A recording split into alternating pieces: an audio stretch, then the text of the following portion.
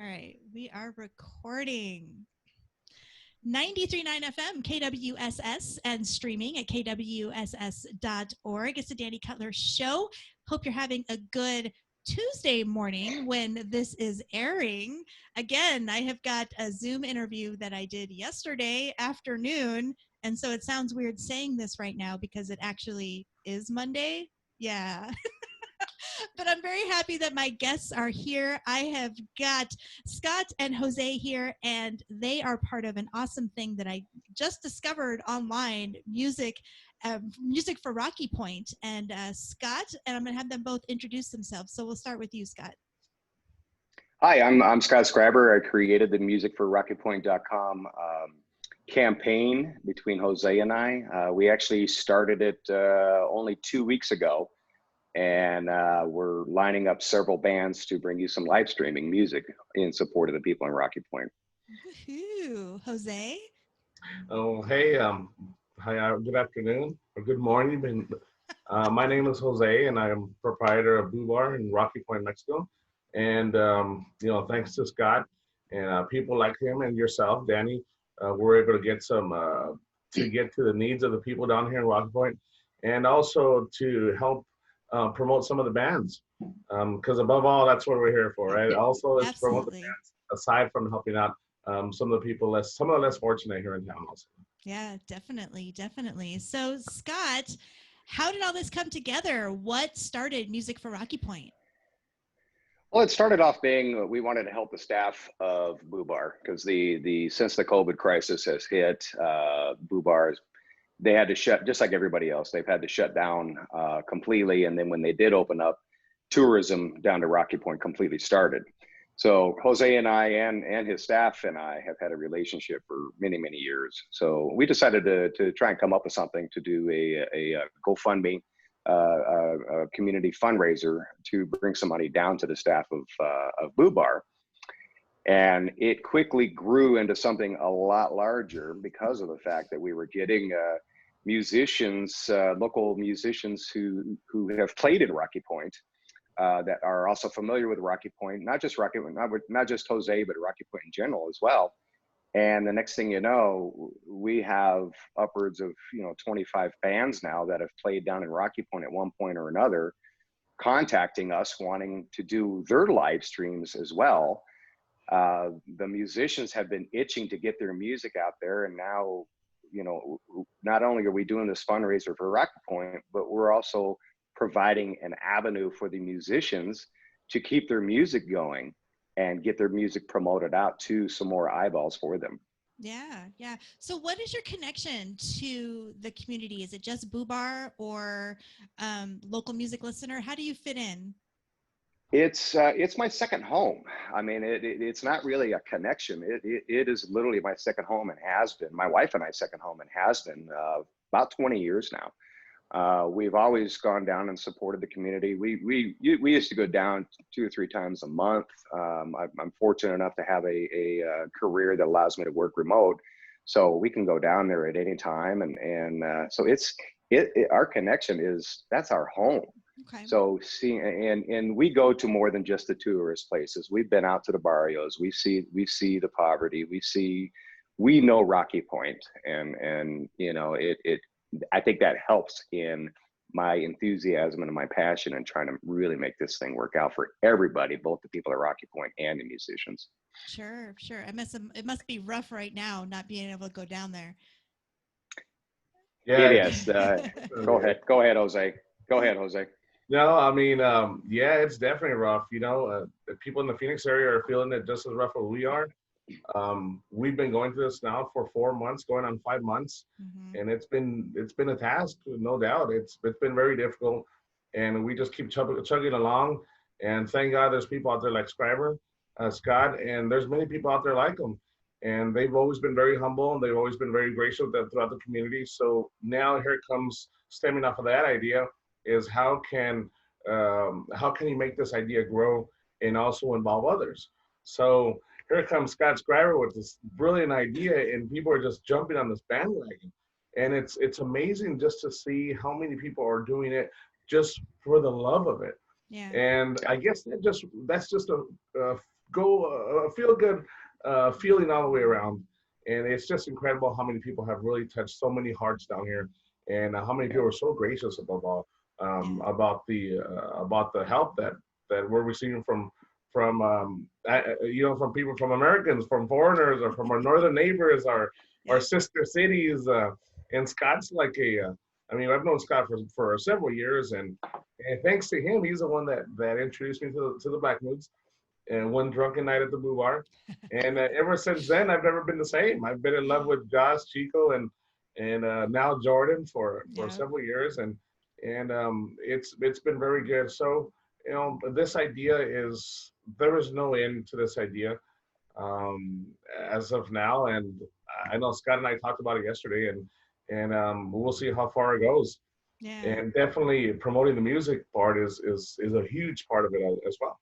Well, yeah. And I mean, just from being a part of KWSS alone, through the biggest event of the summer, Circus Mexicus, and not being able to have that this year, but over the years, I mean, all the local bands up here in Phoenix, it's like, and listeners, it's just a pilgrimage. Yeah, everyone goes down there, and not just that. I mean, I see it all the time as I connect with all these bands online. They're always going down there and performing and spending, long weekends down there. It was actually just a heartbreak, and I understand why Roger Klein and the Peacemakers had to cancel that. I mean, there's just way too much involved, but it was a heartbreak to see that, because Roger Klein brings down 5,000 people to Rocky Point for 4 days. Mm-hmm. And most of those people make it a week vacation, so they're down there helping out the economy at Rocky Point, buying wares from the beachgoers, going to restaurants, going to the bars. The economic impact of Circus Mexicus is just astronomical. Right. And to have it just cancel was just such a heartbreak for our home and the people of our home. Yeah, absolutely. Not only that, excuse me, Danny, not only that, Scott, but Roger Klein and Peacemakers are also very gracious with the community as well, performing benefit events for the community. So aside from bringing in just the economic value to town, I mean, him and himself and the people he surrounds himself with are always down here benefiting the community, always. And this is a year-round thing. It's wonderful. Yeah. It really is. Yeah. Jose, how long has Boo Bar been down there now? Boo Bar was open in March of 2006. Oh, okay. So I started there in May of 2006, and I've been there since. So it's been about 14 years. As you can tell, in the past 14 years, it's been a lot of ups and downs. We survived the recession. This is nothing like the recession that we survived, but this is a little difficult. But we've been plagued, and we've had our ups and downs. And above all, I think the best part about the Boo Bar is, I mean, besides the sunsets and the views, are the music.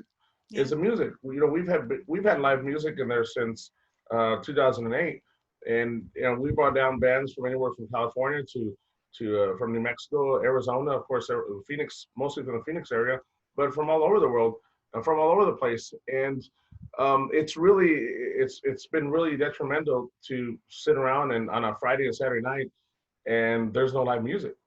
Yeah. And it's, this isn't a normal Friday and Saturday night. Of course, city protocols have also made it very difficult to try to overcome this or to try to substitute it. But in reality, it's just weird. A Friday and Saturday night at the Blue Bar, no live music is totally strange. Right. So are you open right now or no? I close every year for the month of August, Danny. Okay. And this past weekend was now my last weekend open for a month. So taking Scott's idea, music for Rocky Point, and what he's been doing, what he plans to do with the community, throughout the community, is my staff and I will have a lot of free time. Yeah. So guess what we'll be doing is we're going to be in the community also, and my staff will be paying it forward also within the community. As Scott said earlier, it first started off as a benefit for my staff, which I'm very grateful for, and they are also, has winded up being now helpful all the way around within the community, and not just towards the staff.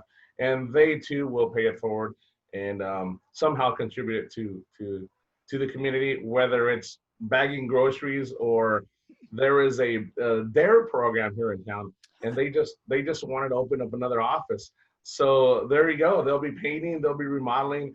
So it'll be just a mix of everything, of just trying to help out someone in the community, because after all, that's what it's about. Absolutely. I love that because it feels like it really, that ripple effect you feel, the community here, it's the same community, if not larger, down there. And we all just want to keep everything going while you can't be fully open and fully operational, because live music adds something so unique to a bar, a restaurant, a venue experience. You just can't get by just being open and playing music through the speakers and serving food, right? Right. You know, Yeah, Right. it offers that connection. not the same vibe for sure. Yeah. So, and also, I mean, I think this is really important, and it's wonderful that you're doing it, because while here in the US, they've got the National Independent Venue Association that they put together to help out venues. It's not the same down there, because, I mean, it doesn't feel like a different country because we're so connected to it, but it is. You know, Yeah. geographically, it's a different country. So, you know, you're not getting the same kind, you can't tap into funds the same way. No, absolutely. I mean, you think about what we got here in America. I mean, they're just today I saw in the news that they're going to release another stimulus check. Right. We've had the PPP. They're doing the extra $600 or we're doing the extra $600 employment. Yeah. They don't have that down in Mexico. I was talking with Jose, and the only thing he was offered was a very, very small loan that frankly wouldn't even pay his rent. You know, and that loan was at a small interest rate, but it wouldn't even pay his rent for a month. So they don't have those subsidies down in Mexico like we do here in the States. Right. And you know, it's if people, when they go down to Rocky Point, if they can just get outside of the tourist areas and really see what Rocky Point is about, they would see that, you know, they really need help. They were already needing help in the first place, and now add this pandemic. Your tourism stopped. They have their economy is tourism. Right. Without tourism, there's no money coming to Rocky Point. Exactly. And I think that's why music for Rocky Point has taken off the way it has, because the community recognizes that. And the people who go down there, not just the musicians, but the people who connect with the musicians and spend the time down there, they're not just the tourists.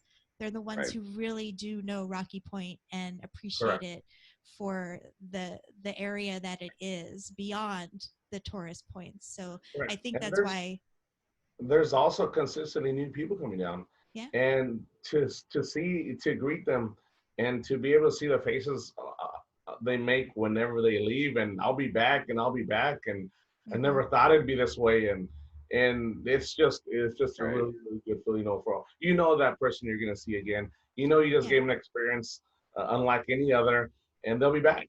They may be leaning sideways when they leave, but they that's part of the experience. Exactly, of course. So music for Rocky Point, how does it work? Is everyone just creating their own live streams? What's the process for how this works? Yeah, I mean, basically, again, this has been thrown together. We've been at it for less than 2 weeks. So I mean, there is literally no professionalism behind this. Well, However, it doesn't look that way. Thank you. But I am heavily relying on the musicians. I shouldn't say most of them. Some of them are technically savvy, and they can get the live stream going themselves. Other ones require some help, but all the live streams, I've made sure that the live streams are always going to be from the musician's page, because I want the people that are listening to go in and see the stream that comes from this band, and then they would go to their Facebook page and click on like and know how to buy a CD from them, how to buy merchandise. Awesome. We do have a couple of musicians that, you know, this is not their full-time job. They have other jobs. I see a little one there. They don't have a full-time job, you know, so I have Michael Gus with Casa Musica Productions, who unfortunately was not able to join us on this call, but he has been gracious enough to donate his time and expertise to put on a full production multi-camera live stream for musicians. As a matter of fact, our first live stream was with the Moonshine Voodoo Band, and it was for our first live stream to have it professionally done like that. It was incredible, absolutely phenomenal. The donations that came in during that live stream was more than expected. Awesome. Very awesome. So if you want to check out these live streams, you got the website set up. So it's just musicforrockypoint.com? Correct. All right, great. And what if you're a musician who wants to get involved? What do you have to do? You can go to musicforrockypoint.com as well. I have a link on top. First of all, for the people that just want to see what live streams we have, I click on schedule on top.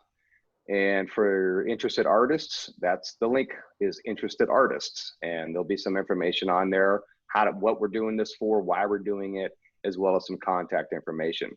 We originally started off only wanting to do 2 bands a week because we didn't want to flood people. But then when you have 25 bands contacting you, and you know, these guys are volunteering their time, and we're trying to accommodate them as much as possible. We don't want 2 live streams, 2 musicforrockypoint.com live streams going on at the same time, unless they're completely separate genres. Yeah. You know, because they're each going to bring in their own people. But at the same time, we're trying to also bring eyeballs and ears to these musicians, right, to help them get their music out. So it's almost like we're pulling in all the musicians' fans together into one central place, and then introducing them to other music out there as well. Right. That's awesome. That is amazing. And yeah, that's funny how that escalated so quickly. Yeah. You're like, oh, we'll just help out a little bit, 1 or 2 bands a Right. week. And now it's like you actually have to create a website and a schedule. And Right. Exactly. And you know, luckily I have a side business as well that, you know, like everyone else's, it's been shuttered. So I do have time on my hands. And so you know, this is how I'm giving back to the community, both for the musician community, because I, like you, like KWSS, I love local music, and my way of giving back to Rocky Point for welcoming me to their family. yeah, no, it's amazing what you're doing. And I think that it's fantastic. I mean, what you have done is like not the only story of this. It's been really awesome to see so many people, not just in music, but in any place, Right. with restaurants, and just how everybody has just stepped up to, they've seen what the real issue is, whether, no matter how they feel or where they stand on this pandemic, the way that it's affected everybody is the same, right? It's just that, you know, we're all affected by it, no matter what we believe or don't believe, or any of the political stuff. It's still affecting us, and people have realized that, I think. And no matter what, they're putting that aside, and they're still stepping up to help each other out. And I just love seeing that. It's gonna, like, I'm gonna start crying. It just seeing the outpouring of this community, it just gives me hope on getting through this. Yeah, it is devastating, and I think pretty much this probably stands for any business, but I think it's time to start getting comfortable with being uncomfortable. It's time to start being creative with what you do with your business, and start thinking long term. Personally, and this isn't a political statement, but personally, I don't think we're going to be able to see live music the way we have been in the past for quite some time. You're right, I agree. You know, so I mean, I think musicians, the ones that this is their career, I think they need to start doing these live streams, and really start pushing social media, and bring in some fans. That way, when they do open up, instead of filling up a 500-person bar, you're going to fill up a 10,000 seat place. Yeah, I agree with you. I've given a lot of thought to the whole live streaming thing with live music shut down, and it's true. I mean, it just comes to that point where we're in this for the long haul, and we have to make some adjustments. And if you don't make the adjustments, unfortunately, you're going to fall behind. And I don't want that for anyone, but this is our world now. Yes, it is. Yeah. So I am so glad that you guys came on here on Zoom for a little while today. I appreciate it. We thank you. This has been fun. No, absolutely. And Scott, you mentioned before we started recording that you had a little request you wanted to make. Yes, I have a shout out for a little Black Mood Sunshine, please. Well, we will be doing that. We won't be doing it just yet because we're going to be going into the 9:39 local spotlight, but I promise you it's going to happen before this show ends this morning. So we love our Black Moods here. And thank you. They're always a joy and the greatest guys. And definitely let us know when they're doing their live stream portion of Absolutely. Music for Rocky Point, because we'll be all over that. Absolutely, we will. And for your listeners out there, again, it's musicforrockypoint.com. We have about 25 bands lined up over the next 3 weeks, and I'm in constant contact with Chico with the Black Moods on scheduling a date. They're currently over in Sturgis, I believe, Yep. and but they are going to be graciously giving us their time, as well as all the other musicians. But that is wonderful. Well, yeah. I mean, Rocky Point's done a lot for them too, going down there. Absolutely, they love it they down have. there. So yeah. And Jose, good luck to you and the business. And when we can cross that border again, I know where I'm heading. Well, thank you, Danny. And you could cross this border. You can come down to Rocky Point right now as it stands. Oh, it's not closed. Okay. No. Yeah, the Sonoita border is open, and they've it's kind of funny how they have the country of Mexico as a whole has Rocky Point classified, and per the pandemic they have color codes. So red being the worst and green being the lightest. So we're in the green. Okay. And therefore, we're considered a safe place to come down. Very few municipalities in the whole country actually are in green. So because of our really strict and super protocols, we have managed to, our mayor here has managed to keep us safe. And therefore, we've got a lot of stuff opening. And as far as the live music, what Scott mentioned, it's kind of weird because, we're, as of about a week, not even a week ago, they gave us the green light to go ahead and we can start putting in live music. But it comes as with a lot of the protocols in place with 50% capacities, limit social distancing and masking and all these other stuff that comes with it. So, and who knows, maybe like you mentioned, maybe it might be something that this is what it's going to be like forever now, and who knows. But for now, we're starting to consider booking bands for next upcoming season, which starts in October. So hopefully then we can start get back into that vibe slowly. Of course, we have to respect the hours and all the safety protocols that the city asks from us. But hopefully we can see you down here and you can come down here and jam out some live tunes with us. Yeah. And hopefully the people in your area also will hopefully things there to get better and everybody stay safe. And I know the protocols up there in Phoenix are about the same, and they're just as tough. And we get it, we understand it, and we'll get through it. We're all just trying to do the best we can. So yeah. Well, Jose, Scott, it was great to finally meet you guys and to talk to you. And Thank you. musicforrockypoint.com. So I'll get Sunshine played, like I said, but right now we're going to go into, for our radio listeners, the 939 local spotlight. All this week I'm featuring bands that I haven't featured in the 939 for a while, and today it's going to be the Hourglass Cats. So we're going to get into that. Yes, they're wonderful, right? And they've played down there. So yeah, they come down with me at least once a year. I try to grab them more, but I can't. Yep. Or they come down, like Corey will come down or whoever and just do like a little acoustic solo stuff or whatever. Right. So yeah. So let's get to it for today's 939 local spotlight on 93.9 FM KWSS. Here is Hourglass Cats and SWN.